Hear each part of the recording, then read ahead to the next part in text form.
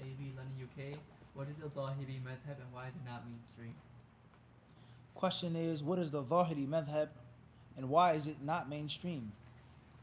The Zahiri madhab has different depictions, different usages, different ways of it being used. Some people, such as my friends in Medina and some brothers in New York City, some students of knowledge, they call anyone who doesn't follow a specific madhab or strictly study and stay in the boundaries of one madhab a Zahiri. Anyone who isn't one of the four, they'll call him a Zahiri. Or they'll call a Zahiri someone who says that I take my fiqh directly from the hadiths.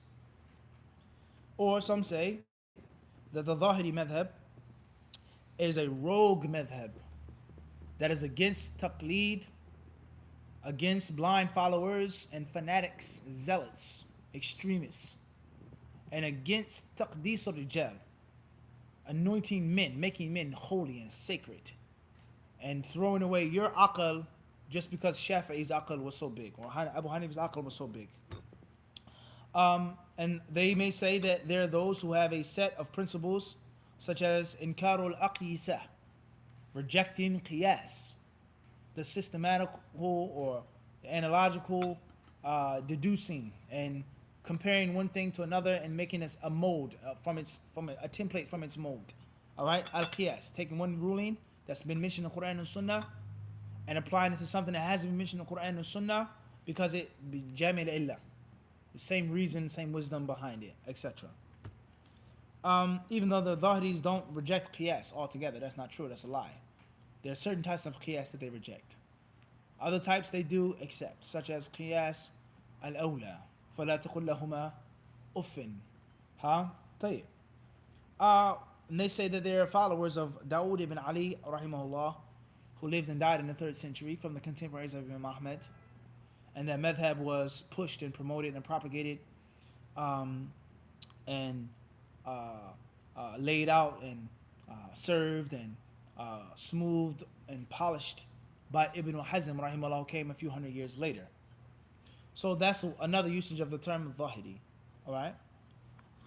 And others, number 3, those who may say, is that we take the Zahir and we don't neglect the Zahir because of this person's opinion or view. لم يقل به أحد هو شاذ هو شذوذ. That's the Zahir of the Hadith. The Hadith is authentic. If no one else said it or held that view, I take it and I adopt it. And they adopt this approach and this attitude too, and this is very strange and ironic, to the 4 Imams themselves. Such as Shafi'i rahimahullah ta'ala is quoted to have said in his famous statement, أجمعت الأمة على أن من استبانت له سنة رسول الله صلى الله عليه وسلم لم يكن له ليدعها لقول أحد من الناس كائنا من كان أو كما قال رحمه الله.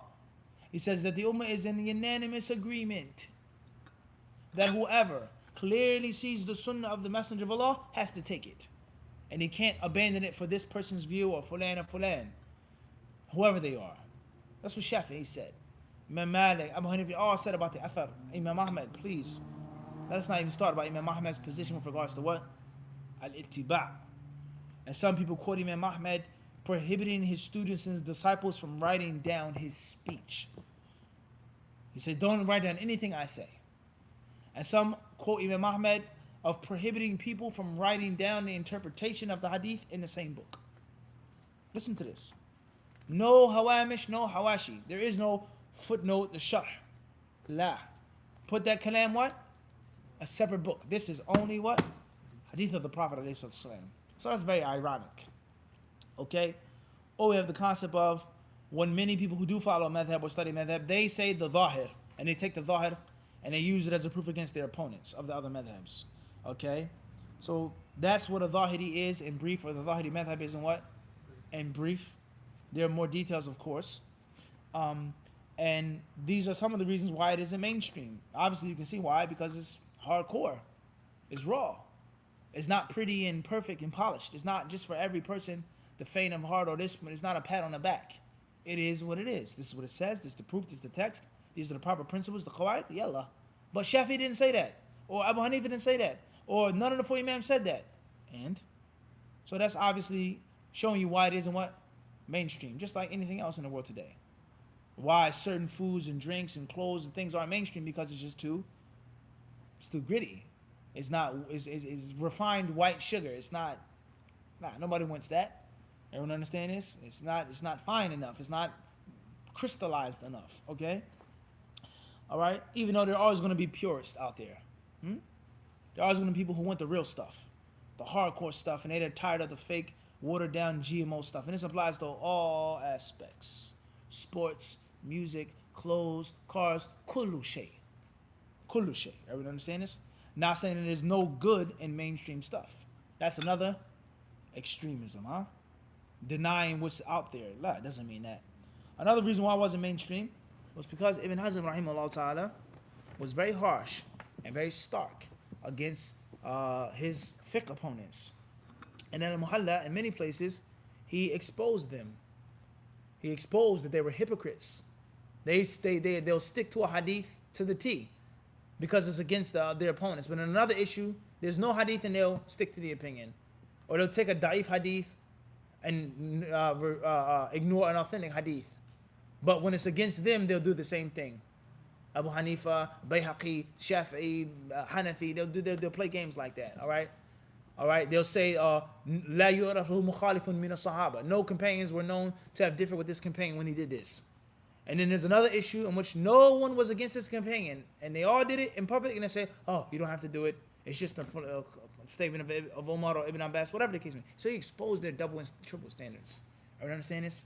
And alhamdulillah, this book, among many others, was very influential and pivotal in me developing and making certain things for HadithDisciple school of thought. All right? And speaking out against people that are hypocritical and people that claim this and they say this, but they really ain't on it.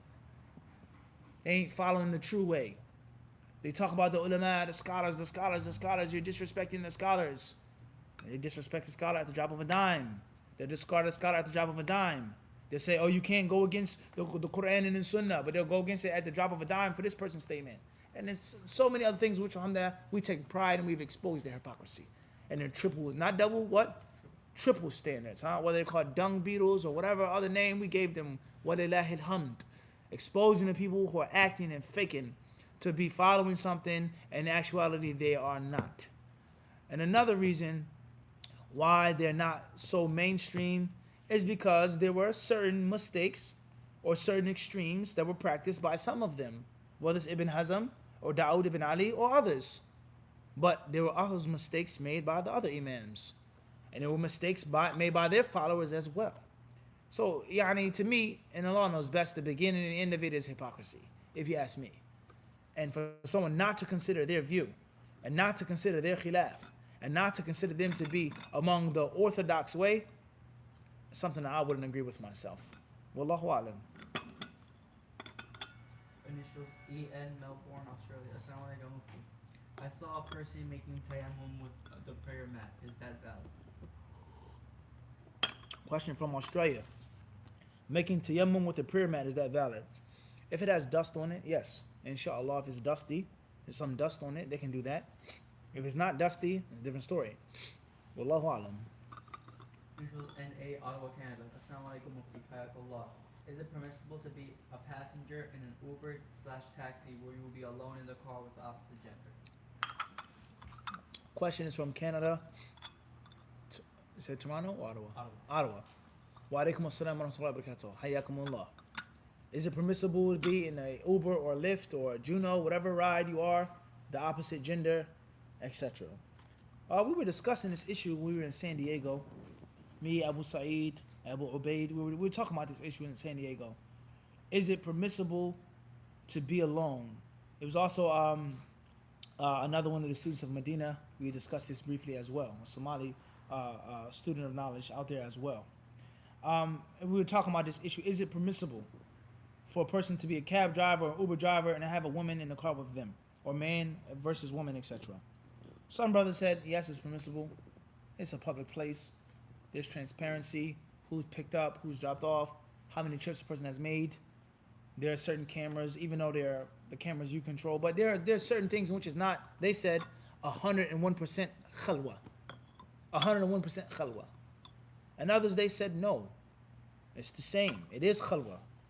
You could be somewhere dark. You can be somewhere secluded. You can be somewhere by yourself. It could be a fitna. You control the camera, so on and so on and so forth. Muslims don't have to be cab drivers, but they choose to be cab drivers because it's so effortless, it's so easy to get, etc. So it could go more than one way, okay? What's important is one of the points that I brought up, whether you like it or not, whatever the reason is, but if you say that Muslims can't be cab drivers and Uber drivers, you're snatching Allahu Alam how many loaves of bread from the mouths of Muslim families. You cannot be a cab driver because you can pick up a naked woman drunk with alcohol, wearing a mini skirt and high heel shoes at night coming from a club. How many brothers are going to be out of a job? How many single parent sisters are out of a job because they can't drive if there's an opposite sex in the car? Okay, does that change the ruling? Does that mean that it's not khalwa? Not necessarily, but it's definitely something that you must consider. Everyone can't open up a business. Everyone cannot work in a restaurant. Everyone cannot do this. Everyone can do that if they wanted to. Sometimes it's the only job that a Muslim can get, whether they're an indigenous Muslim or whether they're from another country. So it's something to be mindful of. If you are going to be the driver, make sure that everything is as transparent as possible. Make sure that you stick to the script as much as possible. Make sure that you try to minimize it whatever you can, however you can, as much as possible. And with Allah is all success. This is UK, Durham, North Carolina. Assalamu alaikum, Mufti. May Allah bless you. What is the ruling on wearing the niqab just for practice? Repeat the question again. Initials UK, Durham, North Carolina. Assalamu alaikum, Mufti. May Allah bless you. What is the ruling on wearing the niqab just for practice? Questions from Durham, North Carolina. The ruling on use or wearing the niqab just for practice. May Allah bless you as well. If you don't believe that it's obligatory, and you honestly in your heart feel in your heart that it's recommended, or you've been told and taught that it's recommended, you can wear it when you want to. It's recommended. It's not obligatory. إِنَّ الْمُتَطَوِّعَ أَمِيرُ نَفْسِهِ, the ulama say. The one who's doing voluntary deeds is in charge of himself. You do it as you want to, when you want to. However, don't be like from among those whom Allah says, الَّذِينَ اتَّخَذُوا دِينَهُم, those who have taken their religion as play and amusement. So one day they can't see your face, the next day they can't see your face, one day they see how pretty you are, next day they don't see how pretty you are, one day they see what you're making, one day. Don't play around with it. If you're going to wear it from time to time in practice, then maybe it's best to wear it in certain locations all of the time, and other locations not, until you want to wear it full time if that's what you want to do. All right? What's important is that perhaps by you practicing it, Allah will put in your heart the love of it. And there's no doubt about it that it's best. There's no khilaf that it's best. Why wouldn't a woman cover her face, the center of her beauty? Hypothetically speaking, women differ in their beauty. Beauty is an eye of the beholder, of course. Women have other features, other parts of their body, which they may consider to be their best feature or the best part of their attraction. But hypothetically speaking, why wouldn't you want to cover your face? All right? And when the Quran and the Sunnah, we read them, and the wisdom of the hijab is to cover the charms, cover the beauty. Zinatahunna. What zina could come before the actual face? So that's something to be mindful of. What's important is, a few very important points of reflection is number one, if you wear the niqab and the gloves, because we pointed that out, don't just wear the niqab without the gloves. You either cover everything or hands in the face can be exposed. If you wear the niqab and the gloves, do not scorn sisters who do not. Do not look down upon them and make fun of them. Number two, if you wear the niqab and the gloves, behave like a niqabi. Behave like one. Don't be spitting in the street or hollering at people and acting like a fool. Be ladylike, be sunnah-like. Have some shyness, be dignified. Point number three, sisters who don't cover their hands in their face, do not use as an excuse that there's difference of opinion among the scholars, so I don't have to do it. The khilaf is not a dalil. Fatwa that you've been given, something that you've been taught, that could be a dalil, not khilaf. Point number four is do not use a proof not to wear the gloves in the niqab is that sisters who wear gloves and niqab act ignorant. They behave foolishly. The sister, she lift up the niqab and what? Spit with the niqab on. Or she's smoking a what? A bone, huh? As they say, a bogey, a cigarette, a Marlboro with a what? Niqab flipped up. Or she's driving and the niqab is flying in the back and she's smoking weed. Whatever they don't, just because the sister does something wrong doesn't mean that changes the legislation. The sister who wears the niqab and smokes weed or smokes a cigarette, that's what? That's her sin. And that sin is not upon what? The niqab and the gloves. And the same applies to sisters who don't wear the hijab at all. They don't cover up, and they blame their tabarruj and their sufur on sisters who cover up. Oh, well, she got married 10 times. And she's a whore with a hijab on. She sleeps with men, she does this, or she's on food stamps, or whatever the case may be. What does that got to do with Allah and His Messenger commanding you to cover yourself up? Huh? And when you're resurrected on the day of judgment, who are you going to say? I didn't cover up Allah because Sister Fulana had 10 husbands. Shaitan is evil, and he plays many games with the son of Adam. The next important point is advice to men, and that is have some jealousy, akhi. Have some jealousy. Ittaqillah. Why do you want your wife to walk outside dressed in that manner and she's not covered up? What type of Muslim husband are you? You allow your wife not to cover. And it's okay, it's normal. Be mindful of that. And the last piece of advice is, sisters, as Brother Abu Sajid was mentioning in the conference, your Islam is practiced for yourself, for the sake of Allah, not for a man or a brother. Don't get divorced from someone and then take off what? Your niqab. Or start wearing a skin-tight overgarment. Who are you wearing a loose overgarment for? Your husband? Or because Allah and His Messenger commanded you not to wear tight clothes? Why were you covering your face? For Allah and His Messenger? Or for your husband? So we have to be mindful of these tricks and these games that the shaitan plays on us and falling victim to this whole entire concept of covering and not covering. And Allah surely knows best. It shows UK, Durham, North Carolina. Assalamu alaikum, Mufti, and Allah bless you. Can you please advise on how to spend time with family while seeking ilm without wasting it? Question comes from Durham. Can you please advise on how to spend time with your family while seeking knowledge but not wasting time? Who said you can do both?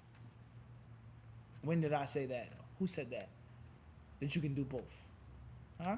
You must choose. Shu'bah ibn al-Hajjaj, rahimahullah, Amir al-Mu'mineen for the Hadith, the teacher of Imam Abdurrahman ibn Mahdi and Yahim Sa'id al-Qattan, who was the teacher of Imam Ahmed, who was the teacher of Imam Bukhari. What did he say? إن هذا الحديث لا يصد عن ذكر الله وعن الصلاة وعن صلة الأرحام فهل أنتم منتهون. Like the verse in Surah Al-Ma'idah. Shu'bah rahimahullah, he would say, this was the Imam of Muhaddithin, Amir al-Mu'mineen. He says, seeking hadith, learning this hadith, la yasuddu, it prevents you from prayer, from dhikr of Allah, and from keeping family relations. That's what he said. So that's the reality of it. Then of course we know what he meant here, meaning extra prayers, meaning subrogatory dhikr, meaning extra family visits. We're not saying that you don't visit your family because you're seeking knowledge or you don't read, no. But don't think, and many people, they do think this, and they expect a student of knowledge or an imam or a scholar to be this wonderful, picture-perfect, cookie-cut family member. It doesn't work like that. And if you feel that it works like that, don't seek knowledge, let alone hadith. You understand what I'm trying to say to you? And the same applies to a musician. The same applies to a major lawyer or a politician or a boxer, someone of a major talent, and they have a serious career that is what? Very demanding. And the family members, they know, it's okay, he's on tour, he's fulfilling his destiny, he's living out his dream, he's giving the world his talent. We ain't going to see him what? Every day like Aunt Mabel, we see it, or Aunt Bibi. We're not going to see him every day like this. We know this. He's not like Cousin Ray, in which we want to what? He's just going to be sitting on the steps all day, every day. And many people, they think that. Family members, friends, and many people who seek knowledge, and they think that everything's going to be picture perfect and sweet and rosy and peachy. No, there are going to be people that are going to hate you for seeking knowledge. There are going to be people who are going to be jealous. There are going to be people who want to make arguments and fights with you. And the other family members don't do nothing for the family, don't visit the family. They won't say what? Anything to them. You're seeking knowledge, you're wearing a white robe, you didn't come visit me, and you didn't call me, and you didn't do this, and you don't come, and we don't see you, we don't see you. And then, of course, people, unfortunately, they make the iconic statement. They say, what? I know you're busy, but right? I know you're busy, what? But. I know you're traveling, but. So, yani, be mindful of that. Keep a basic, good relationship with your family members, but know for sure that seeking knowledge is stingy. Knowledge is very demanding, especially seeking hadith is very demanding.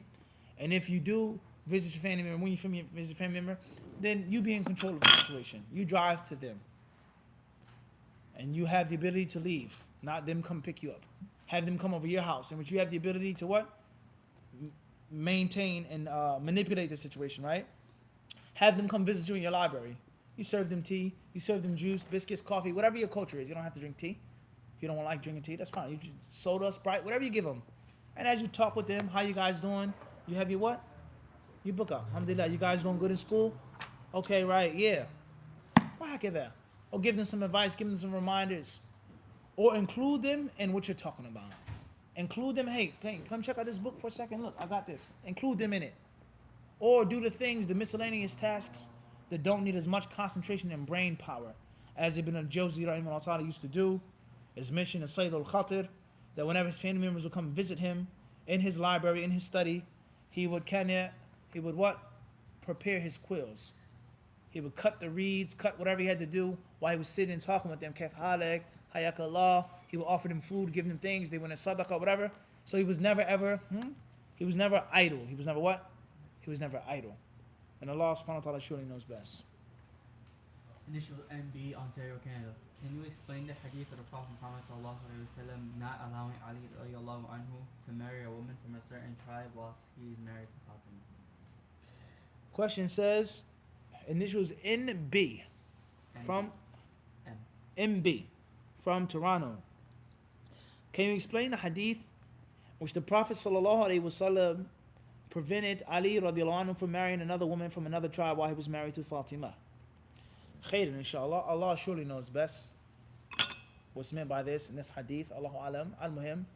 Perhaps because of the status of Fatima and her virtue and her excellence. And perhaps that was an exclusion just for her, his daughter, the best of the women, so on and so forth. And it doesn't necessarily mean that that is a proof and a legal ruling in which a man can't marry from a certain tribe or family or race because of the first wife being upset. Wallahu alam. London, UK. Assalamu alaikum, Mufti. I hope you are well. I wanted to ask you if you give some tips for memorization. Tight. This will be our last question that we'll take tonight. Tips for memorization. We've been asked this question many times. Please, brothers and sisters, go back to the playlist that we have dedicated for these things. We've given time and effort to service these issues. Oh, student of knowledge, how to memorize, how to read, how to understand it. For the hadith and seeking knowledge, we have a whole playlist just on ilm. Please go back to that. Right now, first and foremost is return to Allah and make tawbah to Allah. Ask Allah for good memory. Keep memorizing. Memorize things in small bits and pieces, but with consistency. And memorizing is like a muscle. You have to build it up. You can't go from 5 pounds to bench pressing 400 pounds overnight. It takes time. It takes development. And of course, most importantly, no pain, no gain. Memorizing is not sweet and easy. It takes effort. It takes concentration. It's going to burn a little bit. All right?